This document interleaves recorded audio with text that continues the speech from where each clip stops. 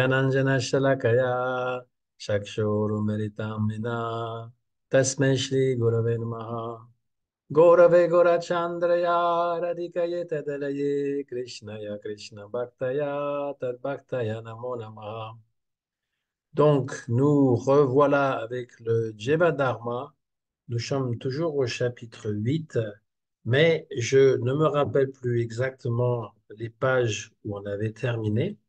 Toujours est-il qu'il s'agit d'une discussion entre les trois sortes de Vaishnav. Hein, nous avons un Babaji qui explique donc à quelqu'un qui s'appelle Nityananda, et donc il explique la dévotion, et là il parle des trois sortes de Vaishnav, Kanishta, Madhyam, Uttama. Donc en fait c'est assez simple.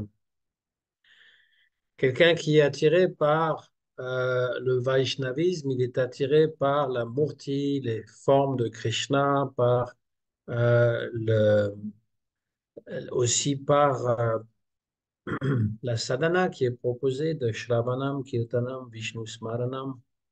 Voilà, donc il commence ses premiers pas dans la bhakti, mais il n'a pas une foi ferme, nishta. Donc c'est ka nishta, sa foi n'est pas très ferme et il ne comprend pas tout euh, ce qui a trait au service de dévotion de la bhakti. Il comprend que donc Bhagavan a une forme, c'est pour ça qu'on appelle Vaishnav. Il comprend que Vishnu, il a une forme, que cette forme est suprême, qu'elle est donc elle est au-dessus de euh, Nirveshesha Brahma, la conception impersonnelle. Il comprend qu'il y a différents avatars de cette forme. Et il comprend aussi la nécessité d'accepter un gourou, parce qu'il a entendu qu'un gourou, ce serait très important. Peut-être en a-t-il trouvé un déjà, s'est-il fait initier, mais il n'a pas une compréhension très profonde des Écritures, il les connaît mal, il les interprète, et il ne connaît pas non plus, comment dire, toute la façon d'agir d'un Vaishnava vis-à-vis des autres. Donc, il ne reconnaît pas, parce qu'il n'est pas à ce niveau, il ne reconnaît pas qui est un dévot avancé, on va dire, qui est détaché du monde. Pour lui, quelqu'un d'avancé ou de pas avancé, c'est pareil. Il les situe tous au même niveau, à son niveau, à lui. Il pense que tout le monde est comme lui, c'est-à-dire que plus ou moins fanatique. Il a compris que Bhagavan avait une forme, que c'était une relation d'amour qu'on avait avec lui, mais euh, c'est plus par fanatisme que par une réalisation personnelle. Et il n'est pas très respectueux des autres, et même des dévots, parce qu'il ne sait pas les reconnaître. Et il peut accepter un kanishta comme lui, comme gourou, et rejeter un uttama qui pourrait être un gourou pour lui, parce qu'il ne voit pas la différence, et même commettre quelques offenses envers le uttama. Bon, ça en gros, hein, c'est Kanishta, c'est quelqu'un qui donc qui est attaché au Saint-Nom, qui est attaché à la forme, mais dont la foi est pas très grande, c'est-à-dire que du jour au lendemain, il peut abandonner ce processus-là aussi. Il peut abandonner son gourou, il peut abandonner son service à la Murti, il peut de redevenir attiré par le yoga et les choses impersonnelles. Donc, il n'a pas encore fait un choix définitif, c'est pas encore assez fort dans sa vie pour savoir, voilà, moi je veux juste faire la bhakti, c'est juste ça qui m'intéresse et je me désintéresse de toutes les autres voies. Kanishta. Et il ne reconnaît pas les autres. Madhyamadikari, en général, ça vient à un stade assez avancé quand on n'a plus d'anartha. Bon. Mais il est possible que même on peut débuter le Madhyam Adhikari et avoir encore quelques traces d'anartha ou même d'attachement à d'autres processus que la bhakti. Mais il est clair que c'est la voie de la bhakti qui est vraiment importante. Il y a un guru nishta, très fort attachement au guru. ce qui implique aussi que tout ce que le gourou aime, les personnes et les objets, sont aussi considérés avec attention par ce dévot. Et ce qui le caractérise, c'est de faire la distinction. Il y a le Seigneur suprême auquel on va offrir un culte. Il y a les âmes avancées ou même libérées qui nous, comment dire, nous sont supérieures. Donc le gourou et puis d'autres entités qui sont au même niveau que le gourou, le niveau spirituel. Il y a les amis, les frères qui sont à son niveau. Il y a ceux qui sont débutants, qui sont donc néophytes ou qui sont innocents, qui n'ont pas encore connu Krishna. Et puis, il y a ceux qui sont contre la dévotion. Alors, les mécréants, c'est déjà une sorte, mais ceux qui sont pleins d'animosité. Et donc, avec chacun, il va avoir une relation, une façon d'agir. Avec le Bhagavan, il va agir comme un serviteur, se prosterner devant le Bhagavan, lui offrir des hommages, un puja, etc. Devant les aînés, il va aussi se prosterner et chercher leur compagnie, à poser des questions, à essayer toujours de comprendre davantage la bhakti. Il va les respecter, il va les servir, il va les écouter. Avec ses amis, eh bien, il va échanger des propos pleins d'amitié et révéler aussi son mental jusqu'au point où chacun peut comprendre, évidemment. Il va les accepter chez lui. Et avec les personnes qui sont nouvelles, les néophytes, les débutants, il va montrer de la compassion, il va prendre de son temps, il va essayer de les aider. Et il ignore complètement ceux qui sont remplis d'animosité. Voilà un peu l'activité du Madhyam Adhikari. Il est très attaché à chanter le Saint-Nom. Il peut le chanter toute la journée. Et il n'y a pas de doute quant au but suprême de l'existence, c'est Shri Krishna, Radha Krishna. Il n'y a pas pour lui, il n'y a rien d'autre. Donc on peut voir cette différence. Madhya Madhikari, c'est un dévot qui a déjà beaucoup d'expérience, n'est-ce pas? Parfois, on a des gourous, la plupart des gourous qui sont aujourd'hui sont des Madhya Madhikari. Alors, on peut être Madhyam, Adhikari. Il y a encore aussi ces trois niveaux de Madhyam, comme dans tous les autres. Il y a Madhyam Kanishta, c'est-à-dire un Madhyam qui débute dans le Madhyam. Madhyam, Madhyam, intermédiaire, Madhyam, Uttama. Et puis pareil pour Uttama, Uttama, Kanishta, Uttama, Madhyam, Uttama, Uttama. Même chez Kanishta, il y a Kanishta, Kanishta, Kanishta, Madhyam, Kanishta, Uttama. Et chez la Gurudev, il essayait toujours de nous inciter à savoir où est-ce qu'on se situe. Pourquoi? Pour savoir ce qu'on a parcouru comme chemin et ce qu'il nous reste à parcourir. Donc, à partir du petit livre Madhurya Kadambini de Vishwanath Chakravarti Thakur, il écrivait tous les anarthas. Et donc, si on est au-delà des anarthas, déjà, on a un pied dans Madhya. Mais comme je l'ai dit, on peut toujours avoir quelques petits anarthas. Le Kanishta pense que c'est le même que pour lui. C'est-à-dire, le Madhyam, il n'aura pas de doute quant au but, quant à la bonté de Bhagavan, quant à, comment dire, ce que dit le maître spirituel. Le Kanishta, lui, a plein de doutes. Mais s'il voit quelque chose qui ressemble à un doute, il l'attribue et dit, ah, c'est la même chose que moi. Donc les dévots qui sont, ça fait très longtemps, qui pratiquent, ils ont cette capacité de faire le discernement entre différentes sortes de dévots et puis d'avoir être fixé sur une forme de dévotion et sur un Ishta Devata, comme je l'ai dit souvent. Ishta Devata, c'est la divinité d'élection. Alors, ce n'est pas la pratique qui est faite en Inde, vous choisissez parmi 33 millions de dieux celui qui vous trouvez le plus sympathique, c'est pas du tout ça. Ishta Devata, ça veut dire que parmi toutes les manifestations de Bhagavan, nous en avons une qui est tout particulièrement appréciée. Et pour les Gaudiya Vaishnava, ce Ishta Devata, c'est Radha Krishna, combiné, les deux. Radha et Krishna. Donc Chaitanya Mahaprabhu aussi, c'est Radha Krishna. Ça, c'est Ishta Devata. Et puis la forme Tribanga Lalitam, euh, c'est Dira Lalita Madhava. Voilà, la forme du héros, c'est Dira Lalita avec les trois formes courbées, etc. Et Radharani, donc, qui est toujours absorbé dans ce Krishna. Ça, c'est Ishta Devata. Et ensuite, L'Uttama, eh bien, c'est quelqu'un qui, en fait, est déjà situé dans sa Siddha Swarup et il fait aucune distinction entre lui et les autres. Il pense que tout le monde sert Krishna de la même manière que lui, il sert.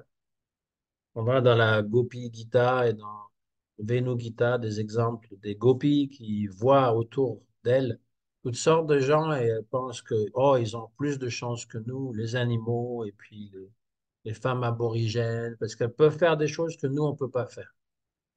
Elles projettent sur ces animaux ou sur ces personnes leur propre désir.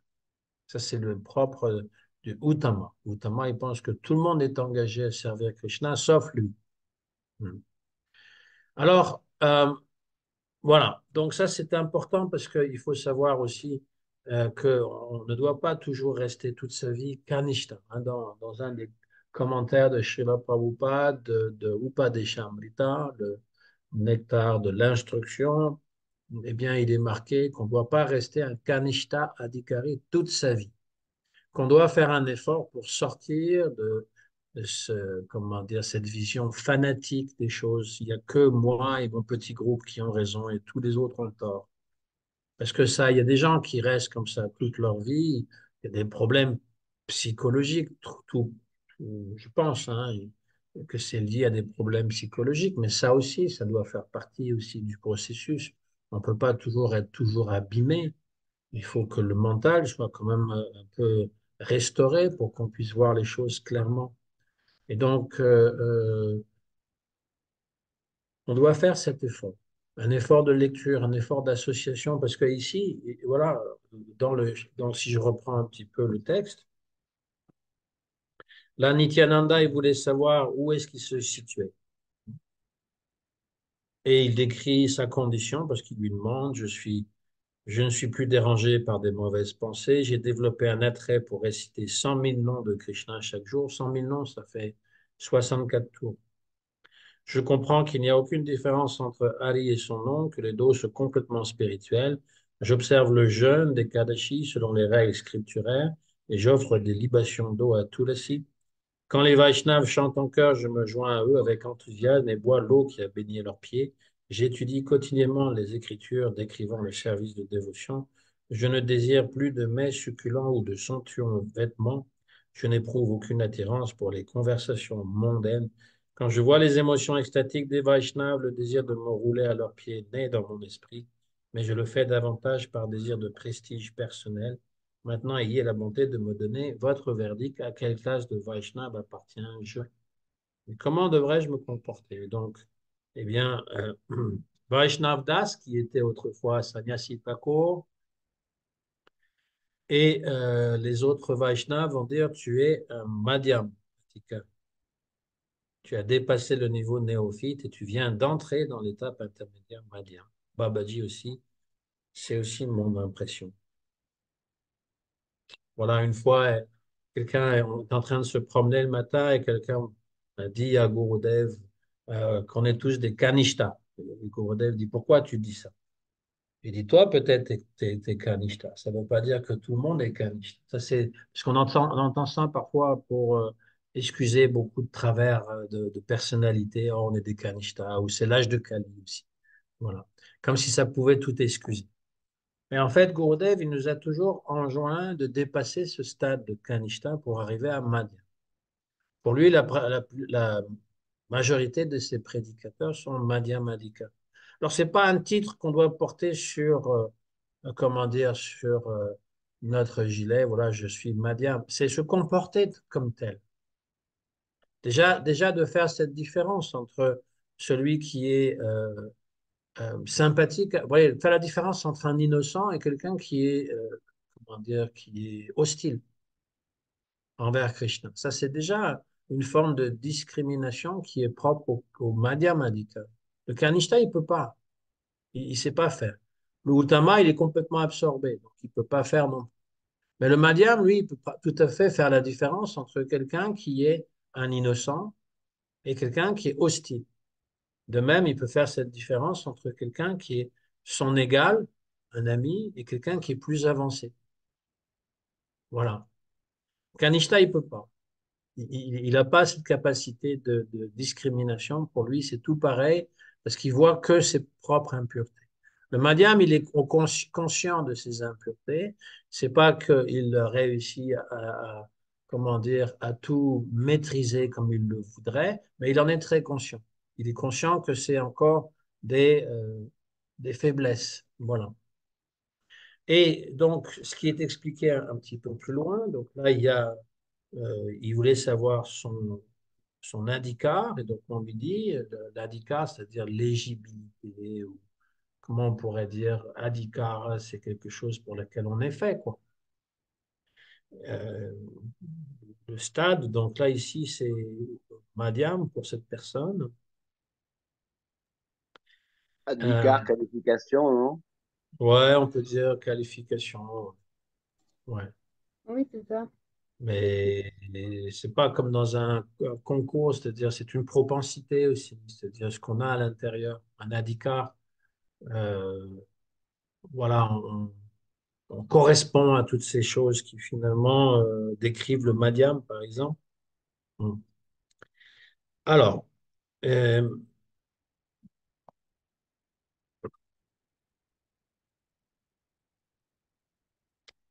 le dévot néophyte Kanishta Bhakta passe du niveau intermédiaire Madhyam à celui de supérieur Shuddha Bhakta. Quand la souillure engendrée par les actes intéressés, karma. Alors le karma, c'est tout ce qu'on fait dans un but d'obtenir un résultat qui sera pour nous bénéfique. Donc ça peut être du mauvais karma pour obtenir quelque chose que l'on convoite, de l'argent par exemple, ou du bon karma dans un futur. Mais il faut se détacher finalement de ces actes intéressés, agir pour avoir un résultat qui va me satisfaire. Donc, quand il est lavé de ces actes intéressés et la connaissance spirituelle ou illuminative ici, jnana, c'est-à-dire la connaissance transcendante, quand tout ça se dissipe et qu'il ne désire rien d'autre que la seule bhakti, ananya bhakti. Parvenu à ce point, il comprend qu'il y a une différence entre honorer des hôtes ordinaires et servir des bhaktas. Et il développe alors un attrait pour servir les bhaktas, ce qui est très favorable à la bhakti. Voilà. Donc ça, c'est cette différence-là. Il y a des hôtes, mais il y a aussi des bhaktas, et même s'ils sont des kanishta, même s'ils sont des débutants, ils méritent tout notre respect, plus fort encore que les autres de qualité qu'on pourrait recevoir chez soi. Nityananda Das, c'est celui qui donc questionne ici. La pure dévotion, Shuddha Bhakti, apparaît en même temps que notre connaissance de la relation qui nous unit à Krishna, c'est-à-dire Sambandha Gyana. Mais quand cette connaissance s'éveille-t-elle? Donc, le Sambandha Gyana, c'est tout l'information qu'on a reçue des shastras et des gourous pour savoir quelle est la relation qui nous unit à Krishna. Ultimement, c'est la relation intime, une relation intime.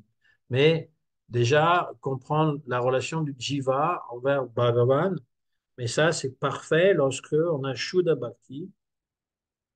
Et cette connaissance, quand s'éveille-t-elle? Donc, Babaji va répondre, toutes deux sont manifestées simultanément dès que la contamination par des fausses conceptions monistes a été éradiquée. Combien de temps cela prend-il? C'est des questions pratiques. Babaji, c'est proportionnel au résultat des activités pieuses accomplies dans le passé, Sukriti. Plus les mérites du passé sont importants, plus tôt on l'atteindra. Nityananda Das, quel est le premier résultat obtenu par l'influence des mérites du passé? Babaji, la compagnie des saints, Sadhu Sangha. Alors voilà, on est vraiment dans le cœur du sujet. eh bien, on devient dévot parce qu'on a des impressions passées, ce qu'on appelle des sous-critiques. Et plus les impressions sont fortes, plus on va avancer rapidement. On a des personnes qui viennent, moi je sais que certains disciples de Prabhupada, indiens plutôt, sont venus les dernières années, en 76-77, et tout de suite ils ont été promus au stade de sannyas directement. Il y en a eu deux, trois comme ça, hein. Et tout de suite, ils ont eu des responsabilités importantes et ils sont devenus gourous très rapidement, etc. Prabhupada savait qu'ils étaient déjà très avancés. Donc, ce n'est pas le nombre d'années qu'on a passé avec le gourou dans cette vie, c'est aussi les vies passées. Nous voyons qu'il y a des gens qui progressent très rapidement, d'autres qui progressent moyennement, d'autres qui progressent difficilement, même très difficilement, parce qu'ils n'ont pas toutes ces sous-critiques. Alors, on n'a pas non plus toutes les sous-critiques, hein. Il faut aussi comprendre. La plupart d'entre nous, eh bien, c'est agyata sukriti, c'est-à-dire des sous-critiques qui sont inconscientes, que d'autres dévots auraient fait pour nous, le gourou par exemple. Il aurait suffi de rencontrer le char de Jagannath dans une vie passée, voir Jagannath passer, même si on était complètement sous sur notre banc, parce qu'on voit ça des fois quand il y a Jagannath à Paris. Un Jagannath, il descend pas toujours dans des rues très bien fréquentées, donc tu as des ivrognes qui sont là, qui sont allongés sur leur banc. Puis des fois, ils ouvrent même pas les yeux, Jagannath passe devant eux, etc. Mais c'est pas grave, Jagannath, il les a vus. Et donc, peut-être, on peut dire qu'on a eu le bénéfice d'avoir vu Jagannath dans une vie passée ou d'avoir vu un pur dévot, etc. Donc, Sukriti, mais Agyata, c'est inconsciente. On s'en rappelle pas. Donc, plus la Sukriti. Et donc, qu'est-ce qu'on fait dans cette vie? On accumule aussi des Sukriti, mais Bhakti Unmuta Sukriti, ce qui peut nourrir la Bhakti. C'est-à-dire que plus on aura des pensées qui seront reliées à Krishna, parce que pour l'instant, nos pensées, elles sont reliées à nos souvenirs. On se rappelle de notre enfance, de notre adolescence, de toutes sortes de choses qu'on a vécues. On a des regrets ou on a encore la nostalgie parce que c'est notre vie. Et donc, plus on a vécu des choses dévotionnelles avec les dévots, avec le gourou, plus nos souvenirs, en fait, seront des souvenirs qui nous permettront de nous connecter avec la bhakti beaucoup plus facilement. Si nous avions eu dès notre plus jeune âge, comme le recommande Prahlad Maharaj, à tous ses compagnons qui sont fils d'Asura, il leur dit il faut commencer lorsqu'on a 5 ans, parce qu'il ne faut pas attendre. C'est là le bon moment pour commencer la bhakti. Si on avait commencé la bhakti à 5 ans, eh bien, la plupart de nos souvenirs, parce que c'est rare quand même de se rappeler des choses avant 5 ans, c'est possible, mais c'est rare, eh bien, tous nos souvenirs seraient associés à quelque chose qui a trait à la bhakti. Évidemment, il peut aussi y avoir des parents qui étaient plus ou moins fanatiques et qui nous ont maltraités pour qu'on puisse pratiquer la bhakti. C'est vrai, j'en ai connu, parce que justement, c'est ça le problème du néophyte, c'est qu'il ne sait pas non plus comment traiter sa famille. Mais toujours est-il que si on n'avait que des images positives associées à Krishna, au Gurukula, au Guru lui-même, etc., eh bien, on aurait une facilité avec la bhakti qu'on n'a peut-être pas avec toutes nos mauvaises samskaras, nos mauvaises impressions, nos mauvaises habitudes qui viennent du passé. Et la compagnie des saints, c'est la première sukriti, le premier résultat du sukriti, c'est-à-dire que lorsqu'on trouve facilement un gourou, non seulement un gourou, mais un gourou qualifié, parce que ça aussi, ça fait partie aussi, on va dire, de la chance. Ben, la chance pure n'existe pas, donc il y a une partie de Sukriti. Pourquoi il y a des gens qui trouvent un maître spirituel très avancé sans même l'avoir nécessairement cherché, et puis il y en a d'autres qui vont se faire initier deux, trois fois par des gourous qui ne sont pas à la hauteur. Eh bien parce qu'il n'y a pas suffisamment de Sukriti. Maintenant, il est toujours possible de remédier à ça dans cette vie en utilisant un peu plus d'intelligence, parce que si on a une forme de gourou qui nous a déçus, on ne va pas choisir la même forme encore chez quelqu'un d'autre. Voilà, c'est ça que je veux dire. Hein. On a suffisamment de choix aujourd'hui pour faire le bon choix.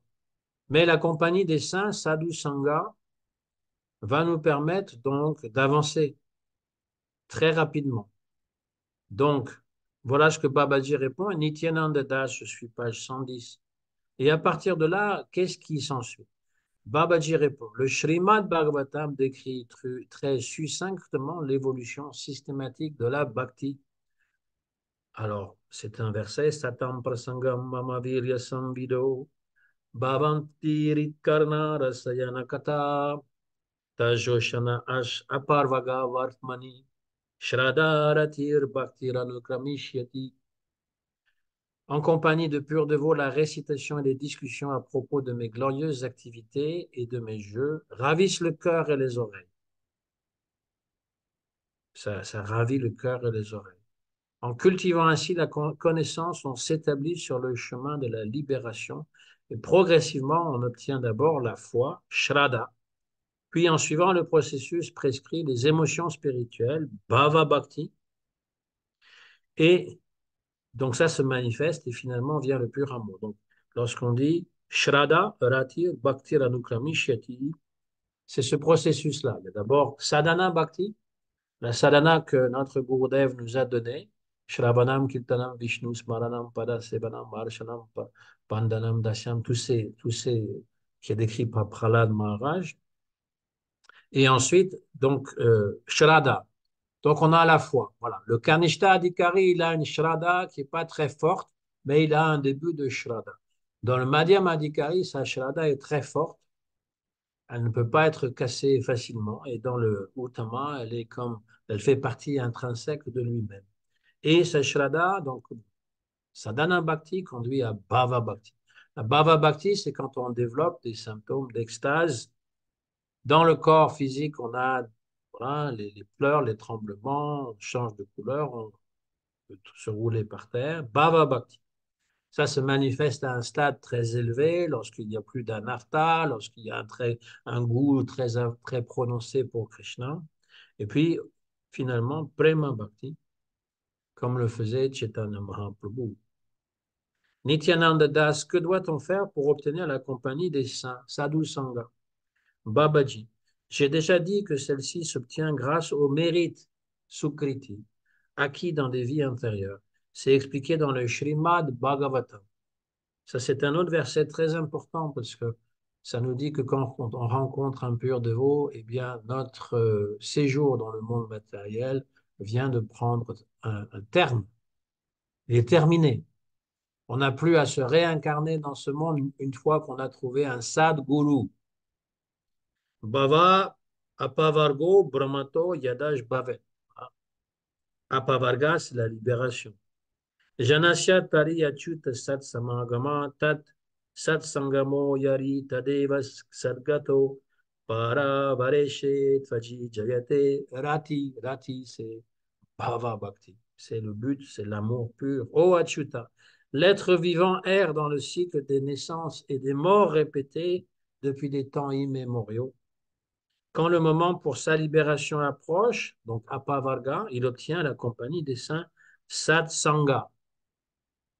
Il s'attache alors fermement à toi, le contrôleur à la fois de l'esprit et de la matière, et le but suprême recherché par les saints, sadhus. Donc, lorsqu'on a contacté un sadhu, un sadguru, ça que veut dire sadhu, c'est sadguru. C'est quelqu'un qui finalement, il est complètement vrai, comme le mot sat veut dire, mais il est gourou, il peut instruire tout le monde parce qu'il a vraiment réalisé hein, sa forme spirituelle et il donne la réalisation du corps spirituel de son disciple dans le mantra qu'il lui donne. Mais après, ça peut prendre du temps à fructifier. Et quand on rencontre une telle personne, c'est notre dernière naissance. Alors, ça ne veut pas nécessairement dire qu'on ne prendra plus naissance parce que tout a été réglé, mais ça veut dire que ce sont nos dernières naissances. Il n'en reste plus beaucoup.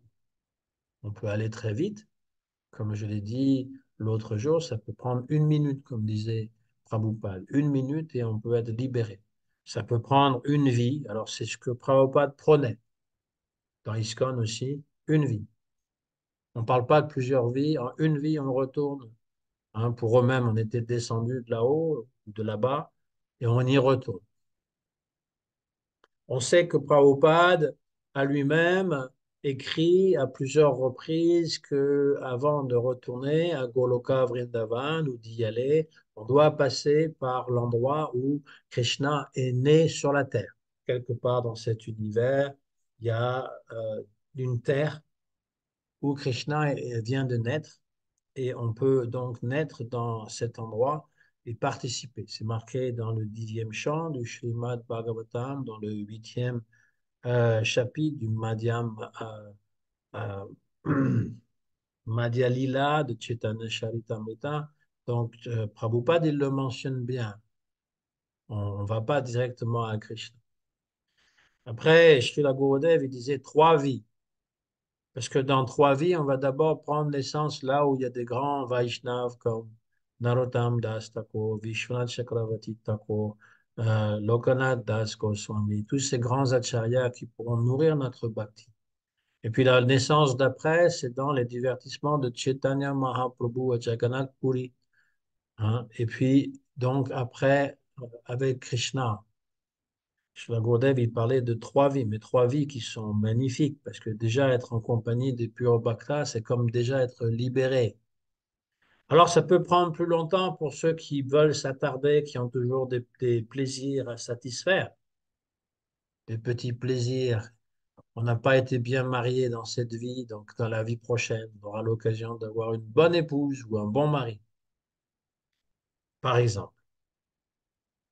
Mais en règle générale, le gourou, il accompagne son disciple. Spirituellement, il l'accompagne et il peut aller venir le rechercher, même s'il tombe dans le Maya. Il peut même être très patient. L'exemple est donné parfois d'un poisson qui aurait été accroché par le crochet, donc il aurait mordu à l'hameçon. Il est accroché, il ne peut rien faire. Il peut aller se promener, même le pêcheur peut lui laisser un peu de lousse, il peut aller faire le tour de l'étang au complet, mais ultimement, il va toujours revenir parce qu'il est attaché. Ça, c'est un exemple qui est donné lorsque le gourou, il a vraiment, donc, par les mantras, il a initié son disciple. C'est pas que le disciple lui appartient, c'est une fausse idée. C'est une idée de l'âge de Kali où il y a des gens qui veulent faire de la fonction du gourou un métier. Et donc, ils veulent avoir le plus de disciples possible, ce qui va aussi vouloir dire le plus d'argent possible, ce qui va vouloir dire ceci, cela. Bon. Ça, c'est un des travers. Le gourou, il ne pense pas que les gens lui appartiennent, mais il veut aider. Il veut nous aider. Il sait très bien la condition dans laquelle on est. Il est très content quand il nous voit nous libérer des chaînes de la matière. Et donc, il nous accompagne. Et il peut être très patient, il peut attendre que finalement, on retrouve nos sens quand on les a perdus, n'est-ce pas?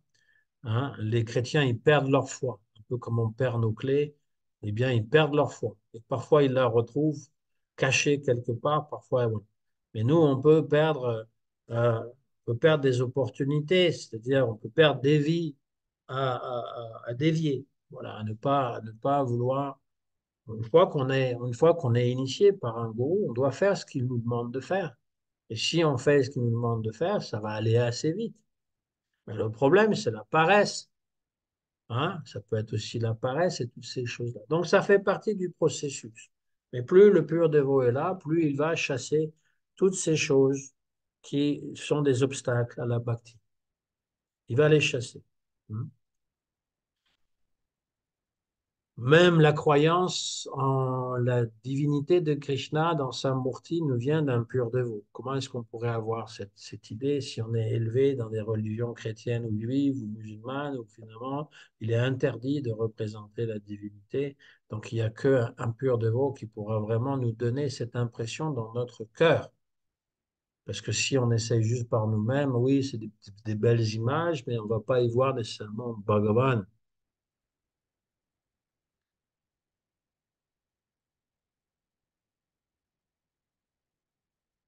Hmm. Oui, alors il donne un bon exemple. Supposons qu'un néophyte, un kanishta, reçoit des purs bhaktas chez lui,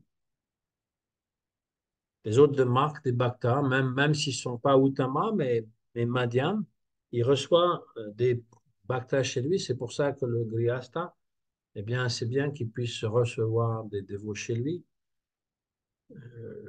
Il n'y a pas toujours des bhaktas avancés, mais il reçoit tout le monde, lui, hein. Et s'il y a des bhaktas avancés, il va en bénéficier parce que c'est lui qui les sert en premier. Il les accueille, il les sert comme il ferait pour n'importe quel autre invité.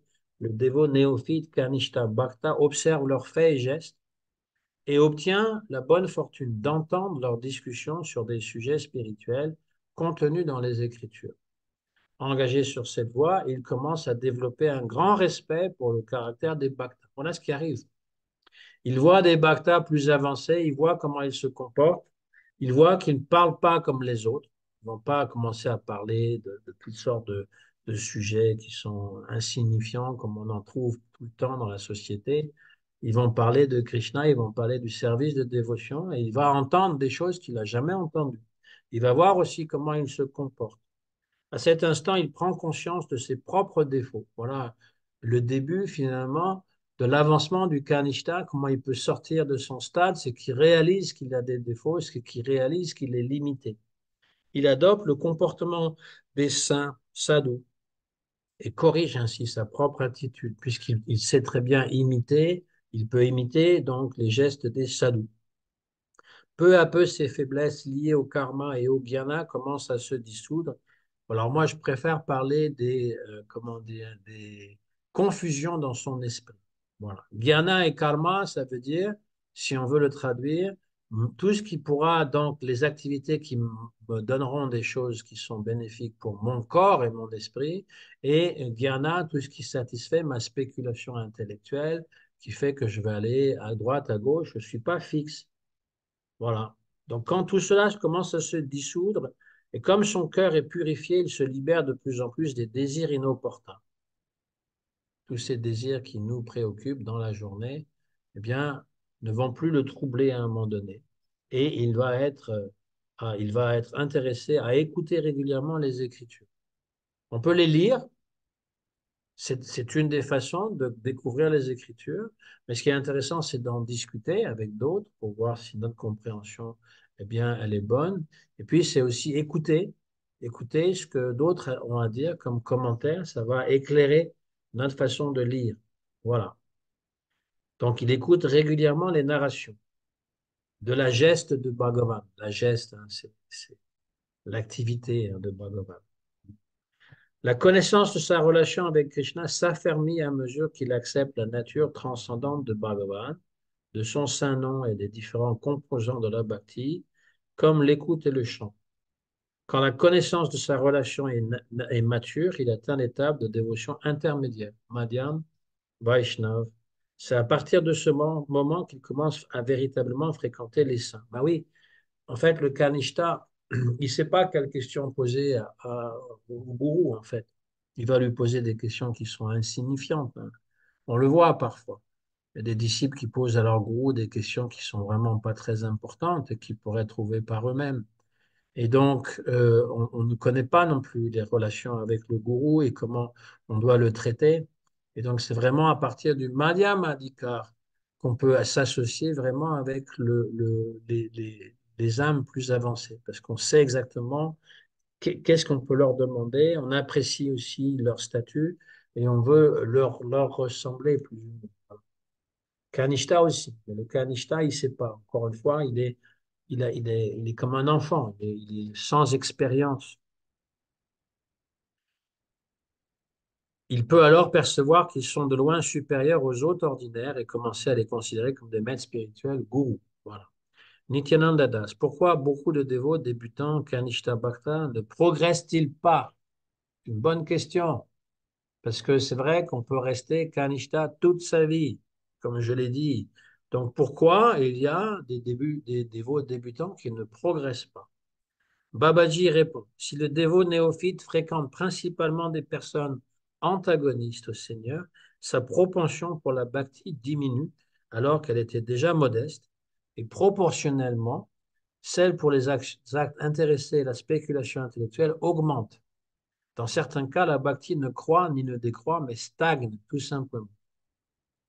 C'est en fait, encore une fois, une question d'association et ça ne veut pas nécessairement dire de ne pas avoir trouvé un pur dévot, parce qu'on peut être associé avec un pur dévot, le servir en tant que serviteur et ne pas le reconnaître comme tel et faire des offenses, qui est arrivé déjà à certains serviteurs de Prabhupada. Il l'a dit lui-même que ils étaient trop intimes avec le gourou et après ils le considèrent comme un être ordinaire.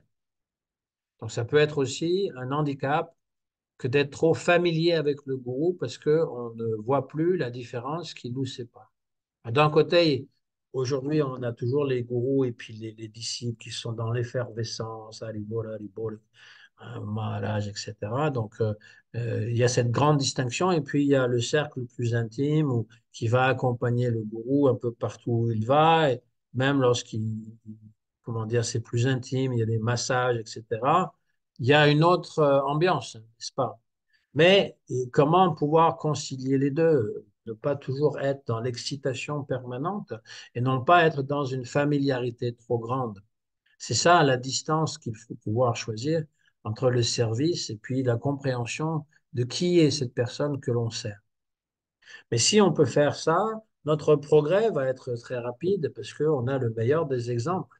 On voit directement comment un bhakta de ce calibre se comporte dans toutes les situations. Donc, quand est-ce que ça peut arriver que finalement sa bhakti ne stagne pas ou qu'elle n'est pas toujours engluée par les obstacles? Et Nityananda, donc, il demande ça. Babaji répond quand il fréquentera autant les bhaktas que les personnes qui leur sont hostiles, quand il y aura donc une bonne fréquentation. Et plus il va fréquenter les bhaktas et moins les mécréants, et plus sa bhakti, c'est normal parce qu'il va entendre aussi les réponses. Quand on vit avec des matérialistes, eh ben, ils vont polluer notre esprit. Si on parle avec ces gens, ils vont réussir à nous convaincre qu'il n'y a pas de Dieu dans l'existence, qu'il n'y a pas d'âme, que finalement on n'est que de la matière et qu'il faut faire confiance au prochain président ou je sais quoi, trop quoi. Et donc, ils nous contaminent avec des idées qui ne seraient pas, ne seraient jamais venues à l'esprit parce que c'est comme ça. On ne peut pas vivre tout seul dans le monde, on est obligé d'échanger avec d'autres.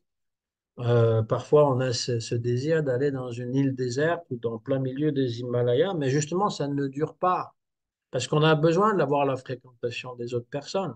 Et parfois, notre grande détresse, c'est de ne pas fréquenter les bonnes personnes. Il y a des dévots qui sont un peu isolés, ils sont dans des endroits fabuleux, dans différents endroits en pleine nature, mais ils sont pas proches des dévots, ils en souffrent parce qu'ils ne peuvent pas échanger avec des personnes comme eux. Et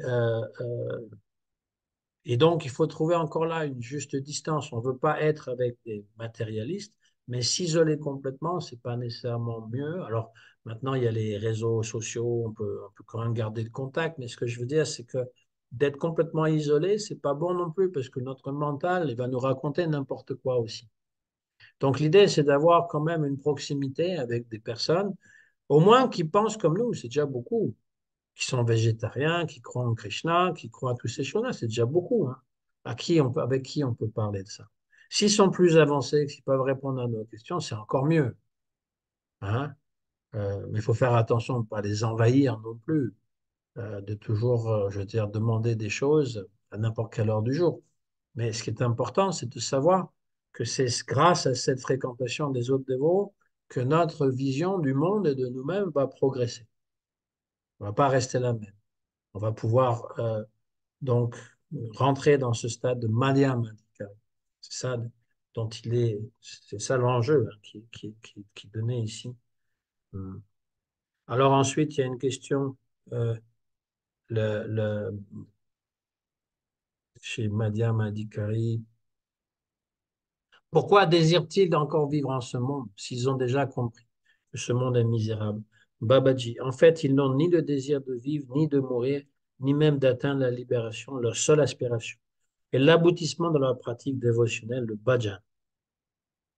Ça, leur shraddha, leur nishta, ils veulent juste accomplir ce qu'ils ont à accomplir. Ils ne demandent rien, ni vivre ni mourir.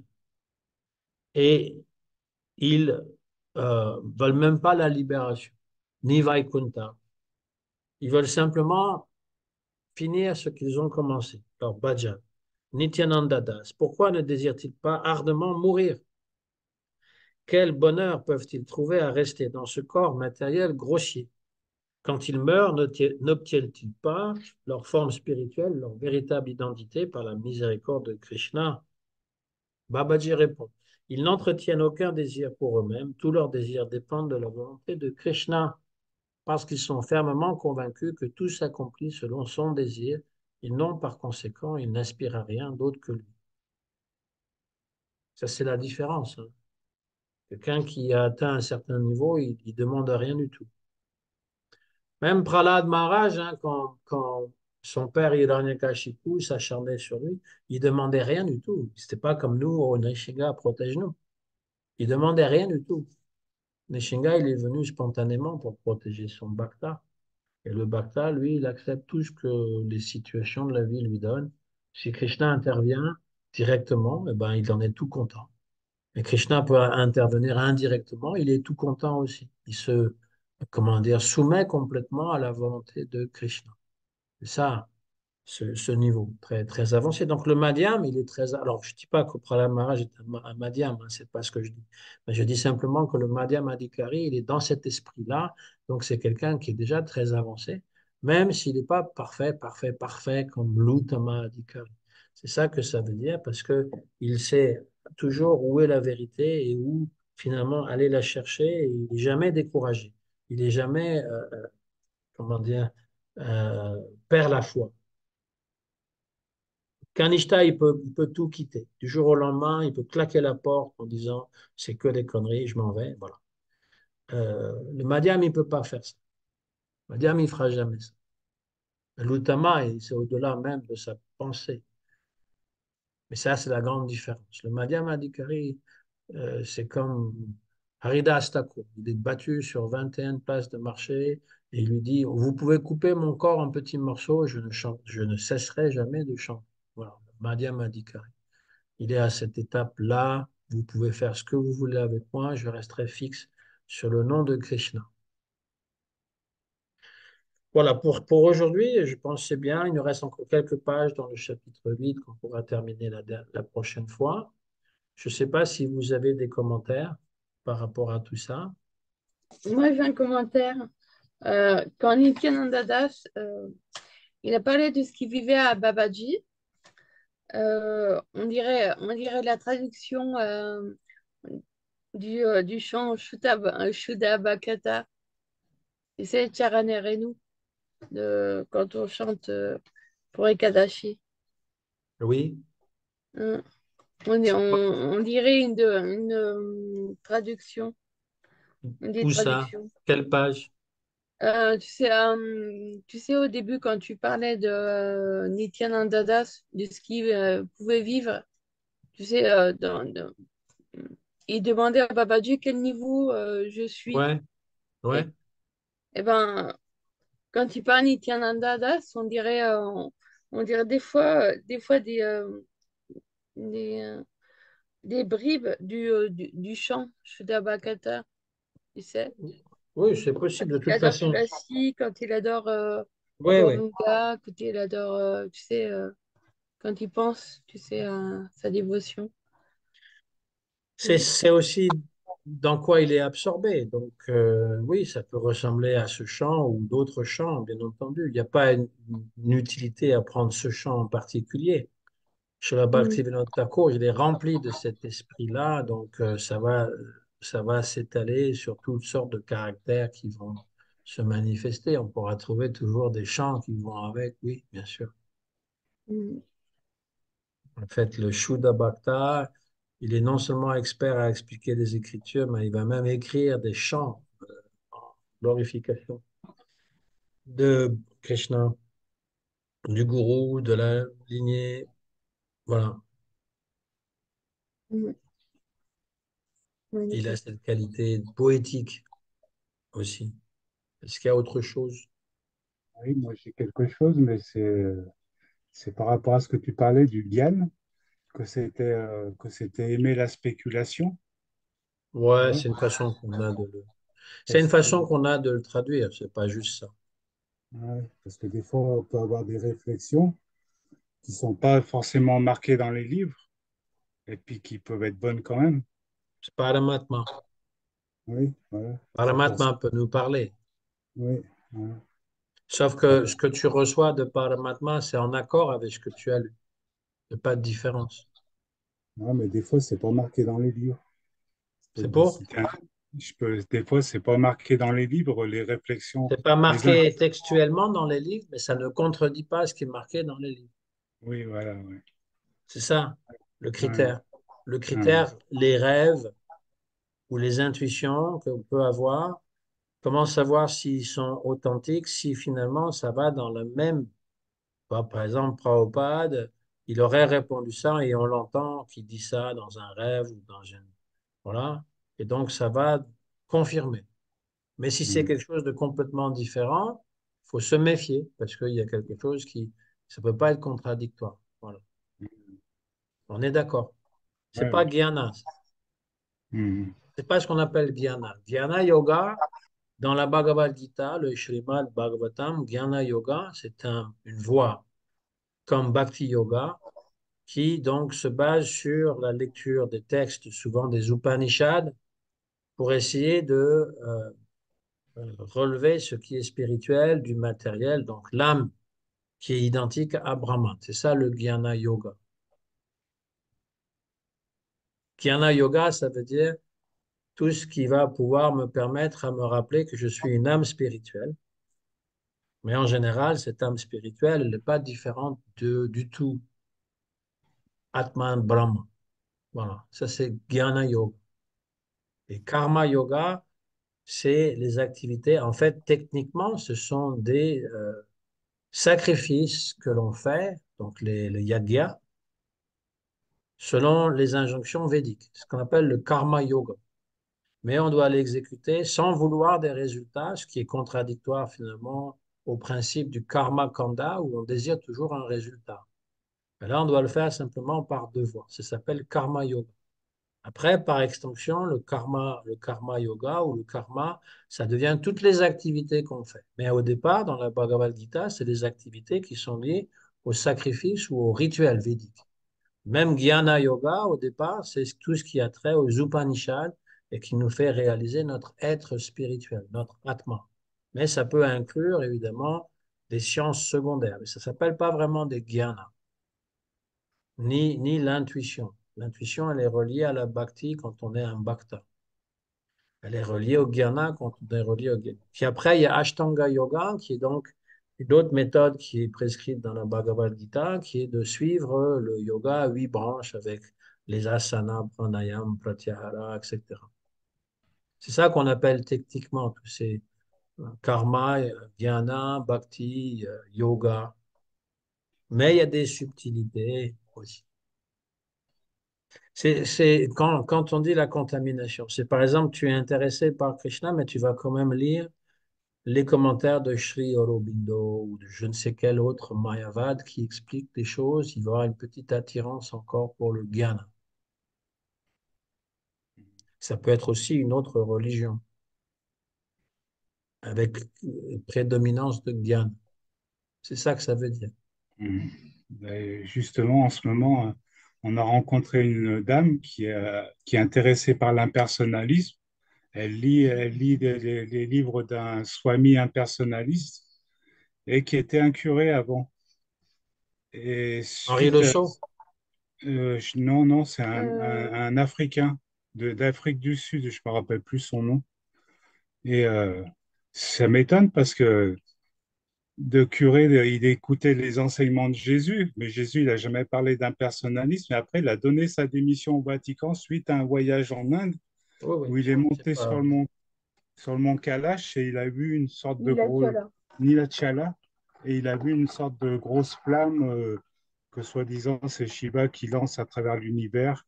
Et du coup, il est devenu impersonnaliste. Alors je me dis, c'est stupéfiant pour un curé ou un prêtre. Il y en a eu quelques-uns, oui. Ouais, Moi, je pensais à Henri Le Sceau parce que ça date des années 50, ça. ouais. Voilà, C'est un curé, il est devenu un sannyasi. voilà, c'est Il étonnant s'appelle parce que Swami, je ne sais plus trop quoi. il n'a jamais parlé d'impersonnalisme. Ouais, il C'est me semble. plutôt Advaita Vedanta. Ouais. C'est le titre d'impersonnalisme pour ces gens-là, c'est Advaita Vedanta. C'est la philosophie de Shankaracharya. Les Upanishads. Oui, c'est Ouais, ça. oui, c'est ça. Ouais. C'est ça. C'est Ouais, oui. Sankaracharya. Mais moi, C'est ça. ce qui me surprend, c'est qu'un prêtre, il peut passer d'un truc personnel, parce que pour moi, j'ai l'adoration à Jésus ou à Jésus, c'est personnel. Pour moi, Ouais, mais ils connaissent pas grand-chose. Ils ouais. connaissent pas grand-chose de Jésus, je veux dire, à part dire des trucs dogmatiques. Cette rencontre. Parce qu'en fait, on est vraiment un chrétien quand on a un darshan de Jésus. Mhm. Ouais, ouais. On est vraiment chrétien quand on a un darshan de Jésus. Mhm. Ça veut pas nécessairement dire, ça veut pas nécessairement dire que Jésus, on le voit physiquement devant soi, mais on sent sa présence et on a une relation avec lui. Ouais, ouais. Là, on est plus personnel. Mais ça fait partie du Guru Tattva. Mhm. Le gourou est toujours avec nous. Prabhupada, il est toujours avec nous. Srila Bhaktisiddhanta Sarasvati, il est toujours avec nous. Srila Bhaktivinoda Thakur, il est toujours avec nous. Sri Rupa Goswami, Vishwanath Chakravarti Thakur. Et si quand on chante leurs chants et quand on leur offre une puja, eh bien, on est connecté avec eux. Et on peut leur parler, ils peuvent nous répondre. Ça arrive qu'ils nous répondent. Alors, ça peut ressembler à ce que tu dis, une espèce d'intuition, mais en fait, c'est eux qui répondent. Mhm. Ça, c'est faisable parce qu'on est une âme spirituelle. On a un rapport avec les gens qui est spirituel, pas juste le corps. Donc, avec le gourou, ça a toujours été très clair pour nous, en tout cas, qu'on observait Prabhupada dans la distance, aller distribuer des livres au lieu d'être près de lui, on était tout à fait conscient de la proximité qu'on avait avec Prabhupada. C'est paradoxal, mais on était distant avec lui, on distribuait des livres et on était proche de lui parce que il a toujours dit que c'est ça qu'il voulait qu'on fasse. Encore aujourd'hui, j'ai des frères en Dieu qui ont repris le service de distribuer des livres parce qu'ils veulent être en connexion avec Prabhupada. C'est pas et on peut très bien être connecté avec Prabhupada sans distribuer de livres, c'est pas ce que je dis. Je dis simplement que cette connexion, elle est possible à tout le monde, à plus forte raison aux disciples, parce que les disciples, ils ont un lien direct, mais elle est possible à tout le monde. Donc tous ces êtres, Jésus y compris, les êtres spirituels, ils se manifestent à nous quand on pense à eux, quand on lit leurs enseignements, qu'on essaye de suivre les enseignements, quand on prie, quand on fait l'adoration, ils peuvent se manifester. Si on a toujours un attrait pour Jésus, moi je recommande de ne pas mettre Jésus sur le même autel que Krishna, mettre sur un autel séparé, comme on fait avec Shiva, pour pas tout mélanger. C'est ça qui est important. Mais voilà.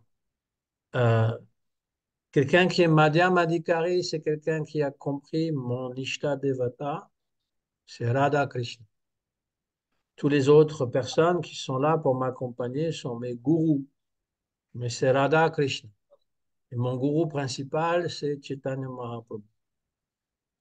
Chaitanya Mahaprabhu, c'est Krishna qui descend sous la forme du gourou et du disciple. Il expérimente lui-même en tant que disciple comment faire la sadhana bhakti et il l'enseigne à tout le monde. C'est la sadhana bhakti dans la séparation. On est séparé de Krishna et on éprouve un sentiment de séparation envers Krishna. Voilà comment il nous a enseigné. Et après, tous les autres gourous vont toujours redéfinir cette même bhakti.